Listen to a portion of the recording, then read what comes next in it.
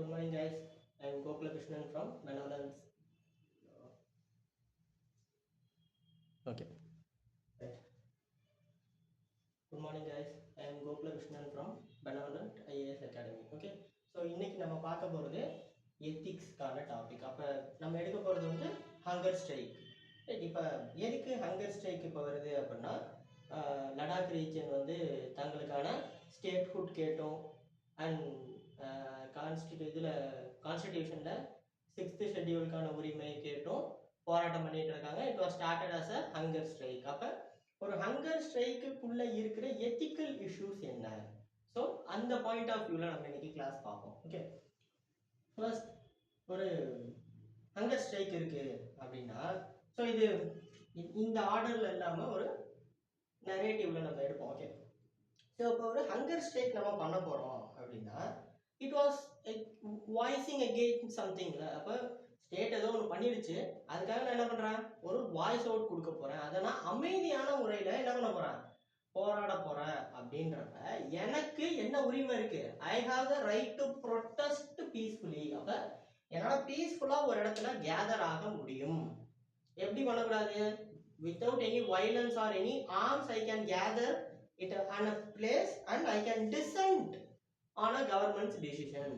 Okay, defection வேற, dissent வேற. Government கொண்டு வந்த ஒரு விஷயத்தை நான் கிரிட்டிசைஸ் பண்றேன் ஆர் அதுக்கான கிரிட்டிக்கல் அனாலிசிஸ் பண்றேன், அதுல இருக்கிற குறைகளை எடுத்து சொல்றேன். Okay, so I am descending, I have the right to dissent. Right. அப்ப ஒரு சோஷியல் ஹார்முக்காக நான் வாய்ஸ் அவுட் பண்றேன். அது எப்படி? இன் பீஸ்ஃபுல் மேனர் நான் வாய்ஸ் அவுட் பண்ண போறேன். ஓகே, அப்ப இப்ப வருவோம். இப்ப இது சோஷியலா என்ன மாதிரியான ஒரு இம்பாக்ட கொண்டு வரும்? ரைட்.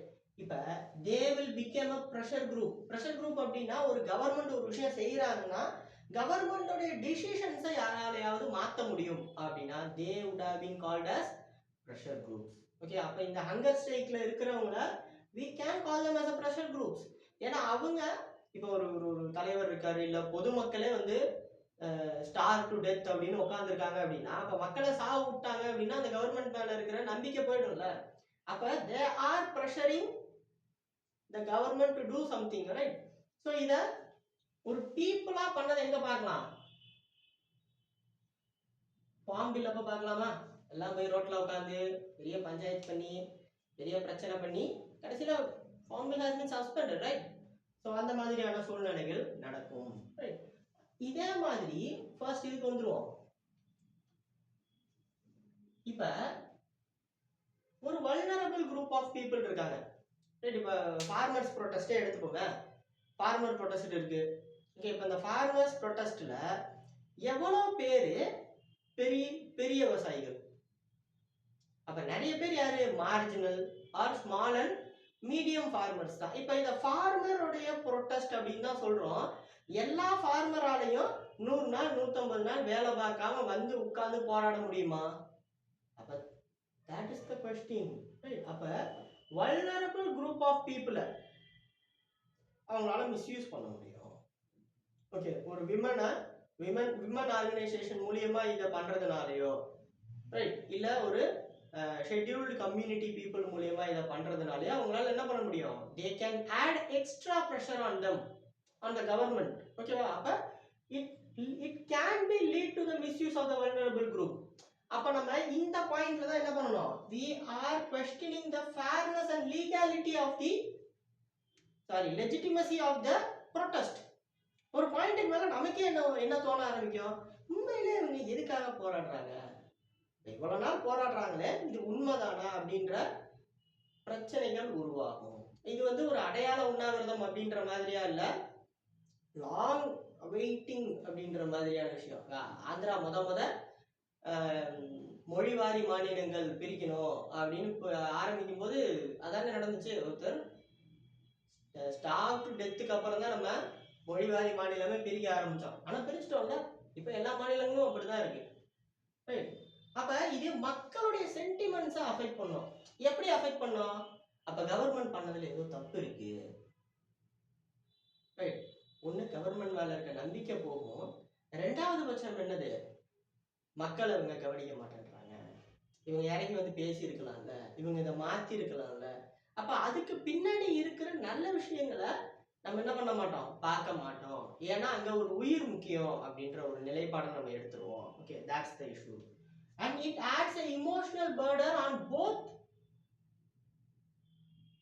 public and government. ரெண்டு பேர் மேலேயும் ஒரு இமோஷனல் ப்ரெஷரை போடும். மக்கள் யாரு பக்கம் நிக்கிறது, கவர்மெண்ட் என்ன பண்றது அப்படின்ற ப்ரெஷரை அதை ஆட் ஆன் பண்ணிட்டே போகும். ஓகேவா?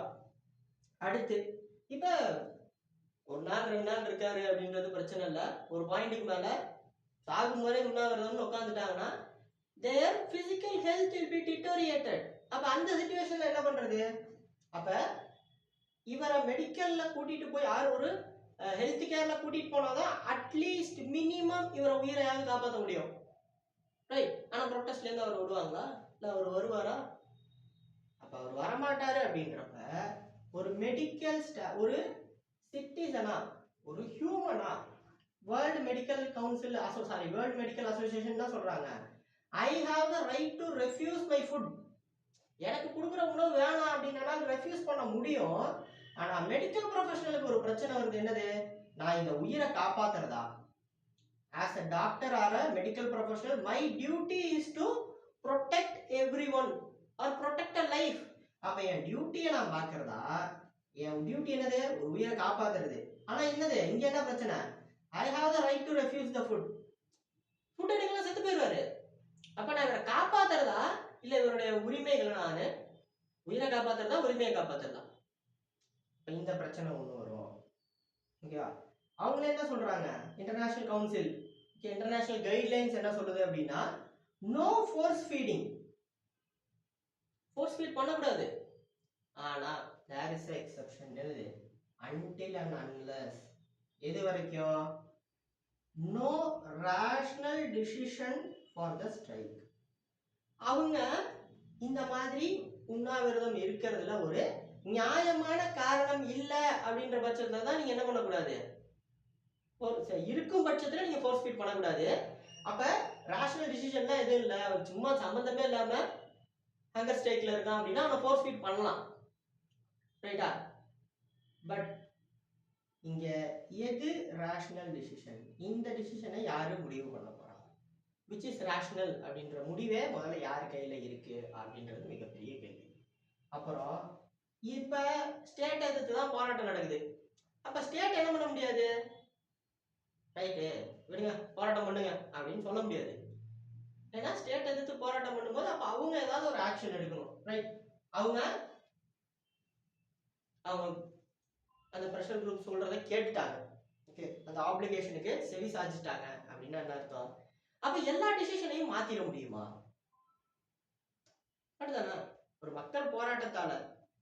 ஏன்னா we can misuse the we are questioning the fairness and legitimacy. அப்ப ஒரு unlegitimate ஆர் ஒரு unfair ஒரு irrational ஒரு ஹங்கர் ஸ்ட்ரைக்னால ஒரு கவர்மெண்டோட டிசிஷனை மாத்திர முடியுமா? Oh right, that is the biggest question. அடுத்து ஃபோர்ஸ் ஃபீடிங் பண்ணக்கூடாது. ஆனா நான் என்ன பண்ணிட்டேன், ஃபோர்ஸ் ஃபீட் பண்ணிட்டேன். அப்ப என்ன ஆயிடும், அங்க போராட்ட களத்துல இருந்தவங்க மக்கள் எல்லாத்துடைய சென்டிமெண்ட்ஸும் பாதிக்கப்படும். கரெக்டா? அப்ப இதையும் என்னால பண்றது பிரச்சனை. அண்ட் உண்ணாவிரதம் இருக்கான் அப்படின்னு சொல்லிட்டு பனிஷிங்னா என்னது, அவனை தூக்கிட்டு போய் அரெஸ்ட் பண்ணி கொண்டு போய் உள்ள வைக்கிறது. அப்ப என்ன நடக்கும், இது அந்த இடத்துல மட்டும் இல்லாம பாப்புலர் பீப்புளோடைய சென்டிமெண்ட்ஸை டச் பண்ணிடும். And it is a classic example for the misuse of power. He has the right, ஓகேவா, ரைட் டு ப்ரொடெஸ்ட் பீஸ்ஃபுல்லி அப்படின்றது அவருடைய உரிமை. அப்ப அதை நீங்க என்ன பண்ண முடியாது, ஒன்றும் பண்ண முடியாது. பட் அப்புறம் ஏன் சார் இவ்வளவு பேசிட்டு கீழே நேபாள் எழுதி வச்சிருக்கீங்க அப்படின்னா, it was not a hunger strike, but hunger strike is a form of non violence protest. கரெக்டா? அப்போ ஒரு hunger strike அப்படின்றது என்னது, it is a non violence protest, right? அப்ப நேபாள் அப்படிதானே ஆரம்பிச்சிச்சு. young people have started the protest in a non violent way. But எங்க போய் முடிஞ்சிச்சு, பார்லிமெண்ட்டை எரிச்சாச்சு, நிறைய உயிர்கள் பலியாச்சு, நிறைய பேருடைய டிக்னிட்டி கொஸ்டினபிள் ஆச்சு. கரெக்டா? வெறும் இன்னர்ஸோடலாம் மினிஸ்டர்ஸ் ரோட்ல ஓட விட்டு அடிச்சிருக்காங்க. அப்ப there is a possibility that a non-violent protest can be converted into a violent protest by the intruders or by the emotional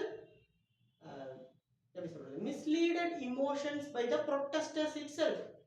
அவங்களே ஏதோ ஒரு ஸ்பார்க் அந்த ஒரு மொமெண்ட்ல ஏதோ ஒரு முடிவு எடுத்துட்டாங்க அப்படின்னா அது பிரச்சனையா போயிடும். ஆர்எல்ஸ் எல்லாரும் சொல்ற மாதிரி அந்நிய சக்திகள் உள்ள பூந்து எப்படி வேணா மாத்திரலாம். அப்ப there is a possibility. அப்ப we have so much of ethical issues. அப்ப நான் அவருடைய ரைட்ஸை காப்பாற்றணுமா, உயிரை காப்பாற்றணுமா? இப்ப இதே விஷயத்த வெளியே பண்றாரு அப்படின்றது பிரச்சனை இல்லை. இப்ப ஹிஸ்டாரிக்கலாவே நம்ம என்ன பண்ணி வச்சிருக்கோம்? இப்ப காந்திலாம் உள்ள உட்காந்துக்கிட்டு எரவாடா ஜெயில உட்காந்துட்டு இன்னொரு இருந்திருக்காரு. கரெக்டா? இப்ப அவர் என்ன பண்றது? ஜெயில இன்னைக்கு ஒருத்தன் உண்ணாவிரதம் இருக்கான், அவன் என்ன பண்றது?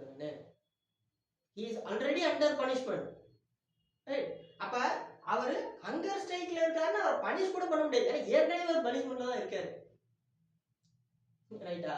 அப்ப தான் உயிரை வருத்திக்கிட்டு ஒரு விஷயத்துக்கு போராடுற அளவுக்கு ஒரு சூழ்நிலையை முதல்ல உருவாக்கணுமா, இல்ல உண்மையிலே உருவான அந்த சிச்சுவேஷன் அந்த அளவுக்கு வேல்யூபிளா, அதை யாரு முடிவு பண்ண போறா? அப்படி முடிவு பண்ணி போராடுற ஒருத்தரை உரிமையை காப்பாற்ற போறோமா, உயிரை காப்பாற்ற போறோமா? ரைட்டா? இதை செவி சாய்க்க போறோமா, இல்ல ஒரு போராடிட்டு போறோம் அப்படின்னு சொல்லி விட்டுட்டு போறோமா அப்படின்றது தான் இங்க இருக்கிற குழப்பம். ரைட்? ஸோ எத்திக்ஸை பொறுத்த வரைக்கும் it's your decision. If you be an as officer என்ன பண்ணுவீங்க? நீங்க அந்த ப்ரொட்டஸ்ட் அப்படியே விடுவீங்களா, இல்ல நீங்க ஒரு ஃபோர்ஸ் ஃபீட் பண்ணுவீங்களா, பண்ண மாட்டீங்களா? ரைட்? மெடிக்கல் கேர் ஃபோர்ஸ் பண்ணி மெடிக்கல் கேர் கொடுத்து தான் சார் ஆகணும், இல்ல நாங்க அவரை ஃபோர்ஸ் பண்ண மாட்டோம், ஓகே இட்ஸ் ஹிஸ் ரைட் அப்படின்னு விட்டுருவோமா அப்படின்றத உங்களுடைய ஒப்பீனியன்ஸை கமெண்ட் பண்ணுங்க. பார்த்துடலாம் யார் யார் என்னென்ன சொல்றீங்க அப்படின்றத பார்த்துடலாம். And we will have a healthier conversation over that. Okay.